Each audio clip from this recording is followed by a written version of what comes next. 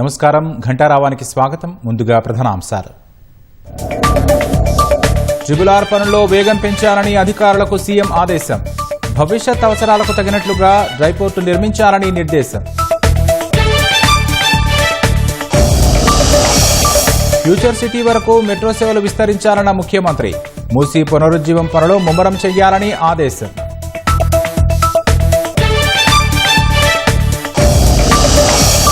వడగండ్ల వానతో 24,000 ఎకరాల్లో నష్టం జరిగిందన్న తుమ్మల. రైతుల్ని ఆదుకుంటాం, ఆందోళన వద్దని భరోసా.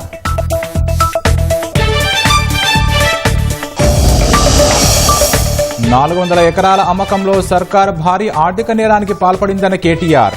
ఓ బీజేపీ ఎంపీ సహకారంతోనే సీఎం కుట్రకు తెరలేపారని ఆరోపణ. గత ప్రభుత్వ భూ కేటాయింపులను విచారించాలని సీఎంకు మహేష్ కుమార్ విజ్ఞప్తి.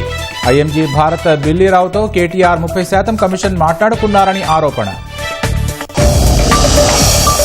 ములుగు జిల్లాలో ఒకేసారి 22 మంది మావోయిస్టుల లొంగుబాటు. పార్టీ కీలక నేతలు జనజీవనంలో కలవాలని జిల్లా ఎస్పీ పిలుపు.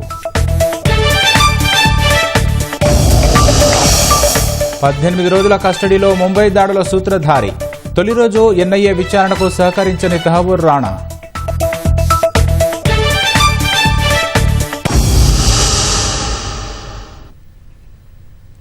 మూసీ పునరుజ్జీవ ప్రాజెక్టు పనులను వేగవంతం చేయాలని అధికారులను ముఖ్యమంత్రి రేవంత్ రెడ్డి ఆదేశించారు. బాబుఘాట్లో నిర్మించ తలపెట్టిన గాంధీ సరోవర్ సహా మీరాలం ట్యాంక్పై నిర్మించనున్న బ్రిడ్జి నమూనాలు పరిశీలించారు. మీరాలం ట్యాంక్పై బ్రిడ్జి నిర్మాణ పనులకు జూన్లో టెండర్లు పిలవాలని సీఎం ఆదేశించారు. ఫ్యూచర్ సిటీ వరకు మెట్రో సేవలు విస్తరించాలన్న ముఖ్యమంత్రి రేవంత్ రెడ్డి అందుకు అవసరమైన తుది ప్రతిపాదనలు సిద్ధం చేయాలని అధికారులను ఆదేశించారు. మూసీ పునరుజ్జీవంపై హైదరాబాద్ కమాండ్ కంట్రోల్ సెంటర్లో అధికారులతో సమీక్షించిన సీఎం రేవంత్ రెడ్డి పనుల్లో వేగం పెంచాలని నిర్దేశించారు. మూసీ పునరుజ్జీవ ప్రాజెక్టులో భాగంగా మీరాలం ట్యాంకుపై నిర్మించనున్న బ్రిడ్జికి సంబంధించి కన్సల్టెన్సీలు తయారు చేసిన నమూనా డిజైన్లను అధికారులు పవర్ పాయింట్ ప్రజెంటేషన్ ద్వారా ప్రదర్శించారు. 2.5 కిలోమీటర్ల పొడవైన ఆ బ్రిడ్జిని అద్భుతంగా నిర్మించాలని, సందర్శకులు, ప్రయాణికుల రక్షణకు అత్యంత ప్రాధాన్యం ఉండే డిజైన్లను ఎంచుకోవాలని అధికారులకు సూచించారు. ఆ బ్రిడ్జితో పాటు మీరాలం ట్యాంకులో వివిధ చోట్ల ఐలాండ్గా ఉన్న 3 ప్రాంతాలను పర్యాటకులను ఆకట్టుకునేలా అందంగా తీర్చిదిద్దాలని నిర్ణయించారు. సింగపూర్లోని గార్డెన్స్ బై ది బేను తలపించేలా బర్డ్స్ ప్యారడైజ్, వాటర్ ఫాల్స్ లాంటివి ఉండేలా ఆ 3 ఐలాండ్లను అత్యంత సుందరంగా అభివృద్ధి చేయాలని ముఖ్యమంత్రి సూచించారు. వెడ్డింగ్ డెస్టినేషన్కు వీలుండేలా కన్వెన్షన్ సెంటర్లతో పాటు adventure park, theme park, Hampi theatre ఏర్పాటు చేసేందుకు వీలుగా డిజైన్లు ఉండాలని నిర్దేశించారు. బోటింగ్తో పాటు పర్యాటకులు విడిది చేసేలా రిసార్ట్స్, హోటల్స్ అందుబాటులో ఉండాలని ప్రస్తావించారు. ట్యాంకులో నీటిని శుద్ధి చేయడం సహా ఐలాండ్ అభివృద్ధి చేసేందుకు అవసరమైన అన్ని ప్రతిపాదనలతో డిపిఆర్ సిద్ధం చేయాలని ఆదేశించారు. ప్రభుత్వ, ప్రైవేటు భాగస్వామ్యం పీపీపీ మోడల్లో ఆ ఐలాండ్ జోన్ అభివృద్ధి చేసేలా ప్రతిపాదనలు సిద్ధం చేయాలని అధికారులను రేవంత్ రెడ్డి ఆదేశించారు.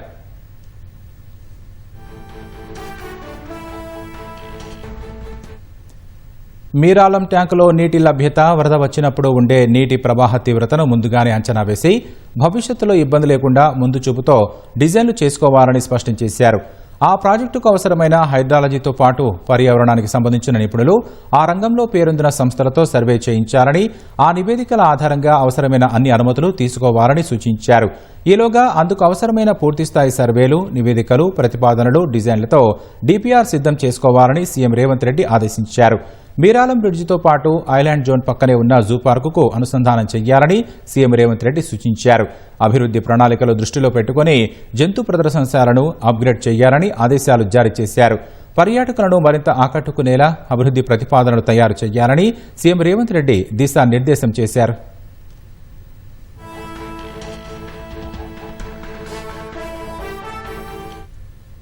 ఫ్యూచర్ సిటీ వరకు మెట్రో సేవలు విస్తరించాలని రాష్ట్ర ప్రభుత్వం ఆదేశించింది. ఇందుకు అవసరమైన తుది ప్రతిపాదనలు సిద్ధం చేయాలని అధికారులను ముఖ్యమంత్రి రేవంత్ రెడ్డి ఆదేశించారు. మెట్రో విస్తరణపై సమీక్షించిన ముఖ్యమంత్రి 2వ దశ విస్తరణకు సంబంధించిన ప్రతిపాదనల పురోగతిని అడిగి తెలుసుకున్నారు. కేంద్ర ప్రభుత్వం నుంచి అనుమతి రావాల్సి ఉందని ఇప్పటికే ఢిల్లీలో అధికారులను కలిసి సంప్రదింపులు జరిపినట్లు అధికారులు వివరించారు. ఎయిర్పోర్ట్ నుంచి ఫ్యూచర్ సిటీలోని young India skill development university వరకు 40 కిలోమీటర్ల మేరకు మెట్రో విస్తరించేందుకు కొత్త ప్రణాళిక సిద్ధం చేయాలని అధికారులను సీఎం రేవంత్ ఆదేశించారు. దాదాపు 30,000 ఎకరాల విస్తీర్ణంలో ఫ్యూచర్ సిటీ అభివృద్ధి చెందుతుందని, భవిష్యత్ నగర విస్తరణ అవసరాల దృష్ట్యా మెట్రోను మీర్ఖాన్పేట వరకు పొడిగించాలని చెప్పారు. అందుకు అవసరమయ్యే అంచనాలతో డీపీఆర్ తయారు చేసి కేంద్రానికి పంపించాలని సూచించారు. హెచ్ఎండిఏ, ఎఫ్ఎస్డిఏ, ఫ్యూచర్ సిటీ డెవలప్మెంట్ అథారిటీలు సంయుక్తంగా ఆ బాధ్యత తీసుకోవాలని సూచించారు. హైదరాబాద్ మెట్రో 2వ దశ విస్తరణకు సంబంధించి మొత్తం 76.4 కిలోమీటర్ల విస్తరణకు 24,269 కోట్ల అంచనాలతో డీపీఆర్లను రాష్ట్ర ప్రభుత్వం కేంద్రానికి పంపించింది. కేంద్రంతో పాటు రాష్ట్ర ప్రభుత్వం చెరిసగం నిధులు భరించేలా ఉమ్మడిగా ప్రాజెక్టు చేపట్టేలా ప్రతిపాదనలు తయారు చేసింది. కేంద్రం నుంచి అనుమతులు సాధించేందుకు నిరంతరం ప్రయత్నించాలని, అనుమతులు రాగానే పనులు ప్రారంభించేందుకు సన్నద్ధంగా ఉండాలని ముఖ్యమంత్రి అధికారులను ఆదేశించారు.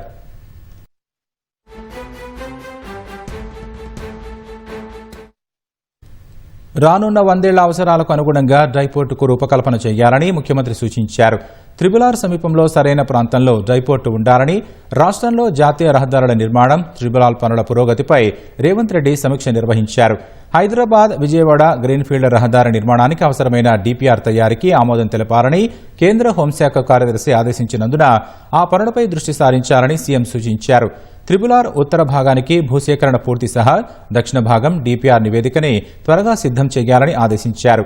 హైదరాబాద్ని రాయ్పూర్తో అనుసంధానించేలా జాతీయ రహదారికి ప్రతిపాదనలు సిద్ధం చేసి ఎన్హెచ్ఏఐకి పంపాలని సూచించారు. హైదరాబాద్ మంచిర్యాల వరకు కొత్త జాతీయ రహదారి నిర్మాణానికి సంబంధించి ప్రతిపాదనలు తయారు చేయాలని సీఎం ఆదేశించారు. రాష్ట్రంలో జాతీయ రహదారుల నిర్మాణానికి సంబంధించి భూసేకరణలో ఎదురవుతున్న ఇబ్బందులపై సీఎం ఆరా తీశారు. పలుచోట్ల పంటలు ఉన్నాయని పరిహారం చెల్లించేందుకు ఎన్హెచ్ఏఐ అంగీకరించట్లేదని అధికారులు సీఎంకి వివరించారు. ఔటర్ రింగ్ రోడ్డు నుంచి రీజనల్ రింగ్ రోడ్డు వరకు రేడియల్ రోడ్లు, త్రిబుల్-ఆర్ నుంచి తెలంగాణ సరిహద్దుల వరకు ఉన్న రహదారుల విస్తరణపైన ప్రత్యేక దృష్టి సారించాలని సీఎం రేవంత్ రెడ్డి సూచించారు. కంచగచ్చిబౌలి భూముల అమ్మకంతో రేవంత్ రెడ్డి ప్రభుత్వం భారీ ఆర్థిక నేరానికి పాల్పడిందని మాజీ మంత్రి బీఆర్ఎస్ కార్యనిర్వాహక అధ్యక్షుడు కేటీఆర్ ఆరోపించారు. దాదాపు 170 కోట్ల రూపాయలు ఓ కంపెనీకి దోచిపెట్టేందుకు ముఖ్యమంత్రికి ఓ బీజేపీ ఎంపీ సహకరించారన్నారు. అటవీ భూములను నాశనం చేస్తూ సుప్రీంకోర్టు తీర్పులను రేవంత్ సర్కార్ తుంగలో తొక్కిందన్నారు.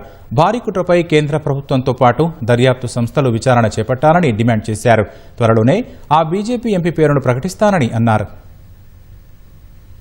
రాష్ట్రంలో కాంగ్రెస్ ప్రభుత్వం అతిపెద్ద ఆర్థిక కుంభకోణానికి పాల్పడిందని మాజీ మంత్రి బీఆర్ఎస్ కార్యనిర్వాహక అధ్యక్షుడు కేటీఆర్ ఆరోపించారు. రాష్ట్రాన్ని రక్షించాల్సిన ప్రభుత్వమే భక్షించేలా ప్రవర్తిస్తుందని ధ్వజమెత్తారు. హెచ్సీయూ పరిధిలోని 400 ఎకరాలను అమ్మి దాదాపు 10,000 కోట్ల రూపాయలను కొల్లగొట్టే యత్నం చేస్తుందని ఆక్షేపించారు. రాజ్యాంగాన్ని, ఆర్బీఐ నిబంధనలను, సుప్రీంకోర్టు తీర్పులను రాష్ట్ర ప్రభుత్వం తుంగలో తొక్కిందన్నారు. కంచె గచ్చిబౌలిలో ఉన్న చెట్లను నరికివేయడం, జంతువులను హింసించడం, అవినీతికి పాల్పడ్డం వంటి చర్యలకు పరోక్షంగా ముఖ్యమంత్రి పూనుకున్నారన్నారు. రాష్ట్రంలోని ఓ బీజేపీ ఎంపీ మద్దతుతోనే ముఖ్యమంత్రి ఈ కుట్రకు తెరలేపారని ఆరోపించారు. Trust Investment Advisers Private Limited అనే కంపెనీకి దాదాపు 170 కోట్ల రూపాయలను అప్పనంగా అప్పజెప్పారన్నారు. ఎఫ్ఆర్బీఎం నిబంధనలను రాష్ట్ర ప్రభుత్వం అతిక్రమించిందని ఆరోపించారు.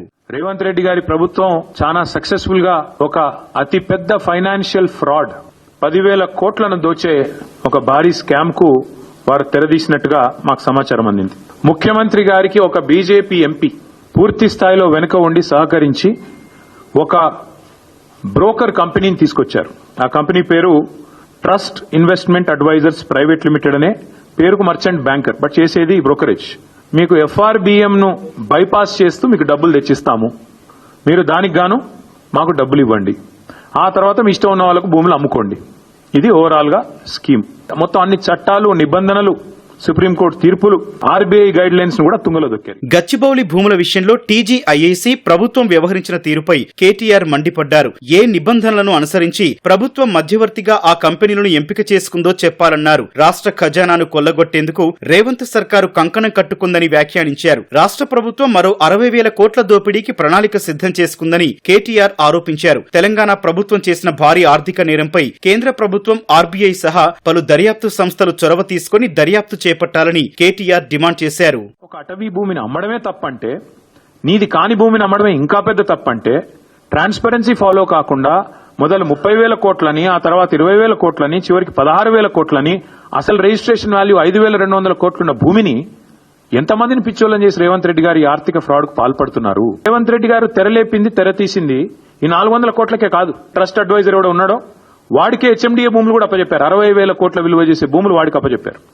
సో దీనికి ఇక్కడితో అడ్డుకట్ట వేయకపోతే ఇంకొక 60,000 కోట్ల దోపిడీకి కూడా రేవంత్ రెడ్డి గారి ప్రభుత్వం ఆల్రెడీ స్కెచ్ చేసింది. Union finance ministry ask RBI to investigate this matter. వెంటనే సీరియస్ ఫ్రాడ్ ఇన్వెస్టిగేషన్ ఏజెన్సీ దిగాలి ఇందులోకి. SEBI also should focus on this. ఈ చట్టవిరుద్ధమైన బాండ్స్ ఏవైతే వీళ్ళు తీసుకొని 10,000 కోట్లు కుంభకోణానికి తెరదీశారో వాటిని కూడా ఆర్బీఐ వెంటనే రద్దు చేయాలని చెప్పి కూడా మేము డిమాండ్ చేస్తున్నాం. ఒకవేళ కేంద్ర ప్రభుత్వం స్పందించకపోతే మేమేమనుకోవాల్సి వస్తుందంటే ముమ్మాటికి ఇద్దరు కుమ్మక్కై చేస్తున్నారు అనుకోవాల్సి వస్తుంది. నిబంధనలు తుంగలో తొక్కి ఆర్థిక నేరానికి పాల్పడిన ముఖ్యమంత్రికి పూర్తి స్థాయిలో సహకరించిన బీజేపీ ఎంపీ పేరును త్వరలోనే బయటపెడతారని కేటీఆర్ అన్నారు. రాష్ట్రంలోని కాంగ్రెస్ సర్కారు భూములు అమ్మే అంశానికి బీజేపీకి సంబంధం ఉందన్న అంశంపై మెదక్ ఎంపీ రఘునందన్ రావు మండిపడ్డారు. 10 ఏళ్ల పాటు అధికారంలో ఉండి భూములు అమ్మి అప్పులు తెచ్చుకున్నప్పుడు బీజేపీ సహకారం లేదా, అప్పుడు ఎందుకు చెప్పలేదంటూ నిలదీశారు. మెదక్లో నూతనంగా ఎన్నికైన ఎమ్మెల్సీల ఆత్మీయ అభినందన సభకు ముఖ్య అతిథిగా ఎంపీ రఘునందన్ రావు హాజరయ్యారు. రాష్ట్ర ప్రభుత్వం భూములు అమ్మకానికి పెడితే దానిలో బీజేపీ హస్తముందని ఓ ఎంపీ కీలకంగా వ్యవహరించారని కేటీఆర్ అనడం విడ్డూరంగా ఉందన్నారు. రాష్ట్రానికి అవసరం ఉంటే కేంద్రం లోన్ ఇస్తుందని స్పష్టం చేశారు. లోన్ల విషయంలో బీఆర్ఎస్ పార్టీ రాద్ధాంతం చేయొద్దని సూచించారు. టీఆర్ఎస్ అధికారంలో ఉన్న 10 ఏళ్లలో అయ్యా కేటీఆర్ గారు మీరు ఒక్క భూమిని కూడా కుదబెట్టి లోన్ తెచ్చుకోలేదా? దీని వెనుకాలంటే ఏదో సంబంధం ఉందంట కాంగ్రెస్ కి బీజేపీకి. 10,000 కోట్లు రేవంత్ రెడ్డికి లోన్ వస్తే బీజేపీ ఎంపీలు ఇప్పించారని మాట్లాడుతున్నావు కదా. 10 ఏళ్లలో దాదాపు 4.5 లక్షల కోట్లు తెచ్చినామని అధికారికంగా అసెంబ్లీలో అప్పటి ఆర్థిక మంత్రి హరీష్ గారు మాట్లాడారు. మరి అప్పుడు ఏ బీజేపీ ఎంపీలు సపోర్ట్ చేసింది? బీఆర్ఎస్ పాలనలో జరిగిన భూ అవకతవకలపై దర్యాప్తు చేయించాలని ముఖ్యమంత్రి రేవంత్ రెడ్డికి పీసీసీ అధ్యక్షుడు మహేష్ కుమార్ గౌడ్ విజ్ఞప్తి చేశారు. ఐఎంజీ భారత సంస్థ బిల్లీరావుతో కేటీఆర్ 30% కమిషన్ మాట్లాడుకున్నారన్న మహేష్ గౌడ్ 1,000 కోట్లు పోయాయన్న అక్కసుతో మాట్లాడుతున్నారని ఆరోపించారు. ప్రభుత్వం కోర్టులో పోరాడి భూమిని సాధించిందన్న మహేష్ ఓ కన్సల్టెన్సీకి ఆయాచిత లబ్ధి చేకూర్చారన్న కేటీఆర్ వ్యాఖ్యలను తీవ్రంగా ఖండించారు. బ్యాంకులు కన్సల్టెన్సీల ద్వారానే రుణాలిస్తాయని, ప్రభుత్వం అధికారికంగా 175 కోట్లు చెల్లించాక అవినీతి ఎక్కడిదని ప్రశ్నించారు. కంచగచ్చిబౌలి భూముల్లో కంపెనీలు ఏర్పాటు చేస్తే 1,00,000 కోట్ల సంపద తిరిగొస్తుందన్నారు. గులాబీ పాలనలో రాష్ట్ర ఖజానాను చెరబెట్టిన కేసీఆర్ కుటుంబంపై సీబీఐ విచారణ జరపాల్సి ఉందని వెల్లడించారు. 10 ఏళ్ల భూదోపిడీపై చర్చకు రావాలని కేటీఆర్కు మహేష్ కుమార్ గౌడ్ సవాల్ విసిరారు. ఇవాళ 5,200 కోట్లు అయితే మాట్లాడుతా ఉన్నాడో అది వారికి రావాల్సినటువంటి ముడుపుల యొక్క ధర. ఇవాళ కాంగ్రెస్ ప్రభుత్వం అధికారంలోకి రాకుండా ఉండుంటే ఇప్పటి వరకు బిల్లిరావుతో కేటీఆర్ గారు కుమ్మక్కై 30% నిధులు లంచం 5,000 కోట్లు 200 తీసుకొని ఈ సంస్థను ఐఎంజీ భారత్ కి అప్పగించేవాడు. ఇది వారికి ఉన్న ఒప్పందం. కేటీఆర్ దురదృష్టానికి మేము అధికారంలోకి వచ్చాం. ఇప్పుడు ఇది వాస్తవాలకు వెళ్తే ఇది ప్రభుత్వ భూమి. ఈ ప్రభుత్వ భూమిని టీఎస్ఐఐసికి 75 కోట్ల ఎకరం చొప్పున ప్రభుత్వం ఇచ్చింది. ఇన్ టర్న్ ఐసిఐసి బ్యాంక్ ద్వారా 10,000 కోట్లు ఈ ల్యాండ్ ని బాండ్స్ రూపంలో తీసుకొచ్చింది. ఆ 10,000 కోట్లు ఎక్కడ పోయినాయి? రైతు రుణమాఫీకి, సన్నబాట్లేస్తే బోనస్ కి ఇచ్చిన డబ్బు ఇది 10,000 కోట్లు. ఇది ఎవరు జేబుల్లోకి పోలే, ఏ సంస్థలకు పోలే. ఇది కడుపు నొప్పితో, రైతులు బాగుపడుతున్న నొప్పితో ఇవాళ ఉన్నది లేనట్టుగా లేనున్నట్టుగా మాట్లాడుతూ ఉన్నాడు. నేను మీ ద్వారా ప్రభుత్వం నేను కూడా as a part of government dignity చేస్తా ఉన్నాను. ఈ సమూలంగా అన్నిటి మీద ఎంక్వైరీ చేయండి ముఖ్యమంత్రి గారు. గత 10 ఏళ్లలో జరిగినటువంటి భూ అవకతవకల మీద ఎంక్వైరీ చేయాల్సిందిగా మీ ద్వారా మా ముఖ్యమంత్రి గారికే కోరుతా ఉన్నాను. నేను 3 ఏళ్ల క్రితం సైఫాబాద్ పోలీసులు నమోదు చేసిన కేసులు కొట్టేయాలని ఉప ముఖ్యమంత్రి భట్టి విక్రమార్క, మంత్రి ఉత్తమ్ కుమార్ రెడ్డి హైకోర్టును ఆశ్రయించారు. కేంద్రం పెంచిన పెట్రోల్ ధరలు తగ్గించాలని 3 ఏళ్ల క్రితం కాంగ్రెస్ నేతలు తెలుగుతల్లి ఫ్లైఓవర్ వద్ద ఉన్న అంబేద్కర్ విగ్రహం దగ్గర నిరసనకు దిగారు. ఈ నిరసన కారణంగా ట్రాఫిక్ తీవ్ర ఇబ్బంది కలిగిందంటూ పోలీసులు భట్టి, ఉత్తమ్ సహా పలువురిపై కేసులు నమోదు చేశారు. ఇందుకు సంబంధించి ఛార్జిషీట్ దాఖలు చేశారు. ఇప్పుడు ఆ కేసులు కొట్టివేయాలని, ఇరువురు దాఖలు చేసిన పిటిషన్ విచారణకు స్వీకరించిన కోర్టు కౌంటర్ దాఖలు చేయాలని హైకోర్టు పబ్లిక్ ప్రాసిక్యూటర్ సైఫాబాద్ పోలీసులకు నోటీసులు జారీ చేసింది. తదుపరి విచారణను ఈ నెల 30కి వాయిదా వేసింది.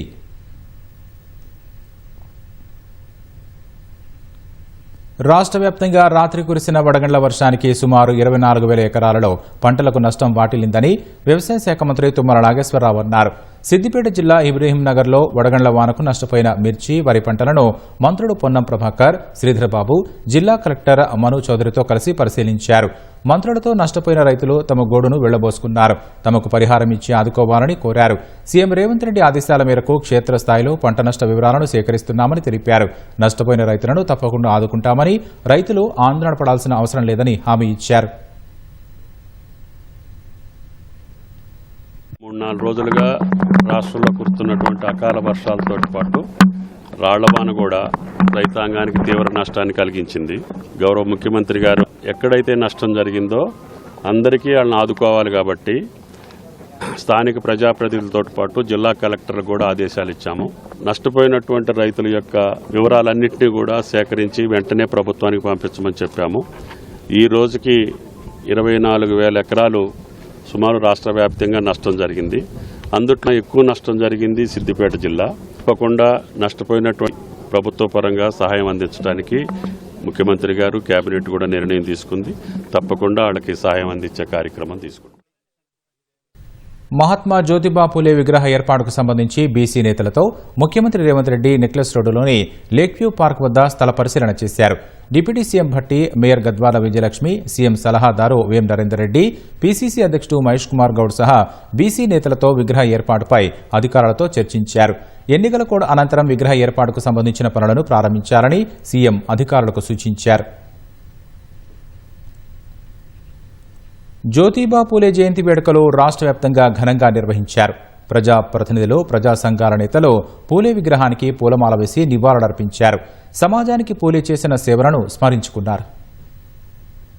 రాష్ట్ర వ్యాప్తంగా జ్యోతిబా పూలే జయంతి వేడుకలు జరిగాయి. హైదరాబాద్ అంబర్పేటలో ముఖ్యమంత్రి రేవంత్ రెడ్డి జ్యోతిబా పూలే విగ్రహానికి పూలమాలలు వేసి నివాళులు అర్పించారు. మహాత్మా జ్యోతిబా పూలే జయంతి సందర్భంగా మాజీ ముఖ్యమంత్రి కేసీఆర్ ప్రజలకు శుభాకాంక్షలు తెలిపారు. వివక్షకు వ్యతిరేకంగా పోరాడిన సామాజిక విప్లవకారుడు పూలే అని కేసీఆర్ స్మరించుకున్నారు. బోరబండలోని స్టడీ సెంటర్లో పూలే చిత్రపటానికి ఉప ముఖ్యమంత్రి భట్టి విక్రమార్క నివాళులు అర్పించారు. పూలే గొప్ప సంఘ సంస్కర్త అని, ఆయన అడుగుజాడల్లో నడుచుకోవాలని భట్టి సూచించారు. వరంగల్ జిల్లా ములుగు రోడ్డులో ఉన్న జ్యోతిబా పూలే విగ్రహానికి నివాళులు అర్పించిన మంత్రి కొండా సురేఖ సమాజంలో ఉన్న రుగ్మతలను పారదోలేందుకు పూలే ఎరలేని కృషి చేశారని కొనియాడారు. తెలంగాణ భవన్లో కేటీఆర్, బీజేపీ పార్టీ కార్యాలయంలో ఎంపీ లక్ష్మణ్ మహనీయుడి చిత్రపటానికి ఘన నివాళులు అర్పించారు. పూలే జయంతి సందర్భంగా నాంపల్లి గృహకల్పలోని యూనియన్ కార్యాలయంలో రక్తదాన శిబిరాన్ని స్పీకర్ గడ్డం ప్రసాద్ కుమార్ ప్రారంభించారు. హైదర్గూడలో పలు బీసీ సంఘాల నేతలు పూలే దంపతుల విగ్రహాలను ఆవిష్కరించారు. వెనుకబడినటువంటి వర్గాలకి, ముఖ్యంగా మహిళలకు కూడా సామాజిక న్యాయం జరగాలని, సమానత్వం రావాలని పెద్ద ఎత్తున పోరాటం చేసి దశాదిశ నిర్దేశం చేసినటువంటి జ్యోతిరావు పూలే గారి జన్మదిన సందర్భంగా అందరం వారు చూపించినటువంటి మార్గంలో ప్రయాణం చేస్తూ వారు చెప్పినటువంటి ఆశయాలను నెరవేర్చడం కోసం కాంగ్రెస్ పార్టీ కానీ లేకపోతే ప్రభుత్వం కానీ కట్టుబడి పనిచేస్తుందని చెప్పి ఈ సందర్భంగా ఒకసారి మీ ద్వారా సమాజానికి తెలియజేస్తాము.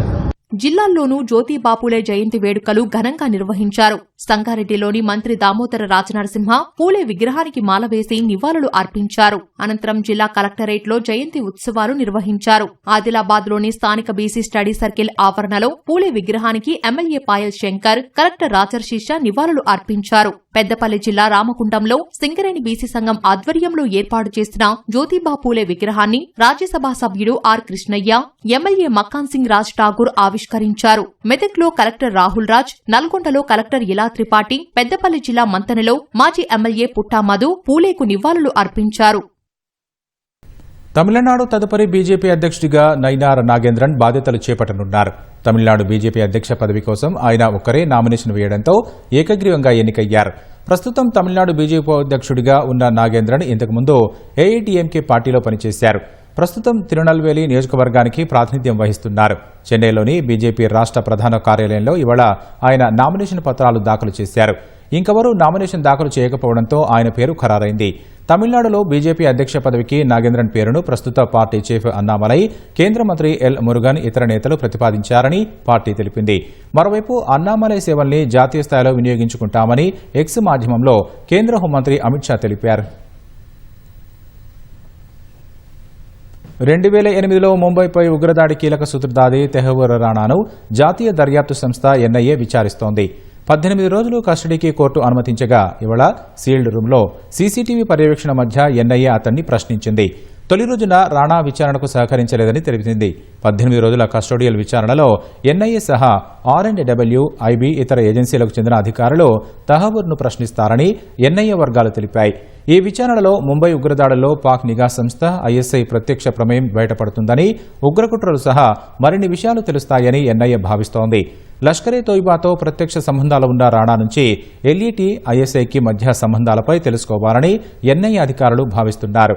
మొదట రాణా కుటుంబ నేపథ్యం, కెరీర్, భార్య, పిల్లలపై ప్రశ్నించిన అధికారులు తర్వాత అతడి కన్సల్టెన్సీ వ్యాపారాలు, డేవిడ్ హెడ్లీతో సంబంధాలు, ముంబై ఉగ్రదాడికి ప్రణాళికలపై ప్రశ్నిస్తారని తెలుస్తోంది. అతడు చెప్పే వివరాలను ఇప్పటికే ఉన్న డేటాతో సరిపోల్చి చూస్తామని ఎన్ఐఏ చెబుతోంది. ఈ విచారణ తర్వాత రాణాను ఎన్ఐఏ హెడ్ క్వార్టర్స్లోని సెల్లో ఉంచనున్నారు. అందులో 2 సీసీటీవీలు, నేలపైనే ఒక బెడ్, ఒక టాయిలెట్ ఉంటుంది.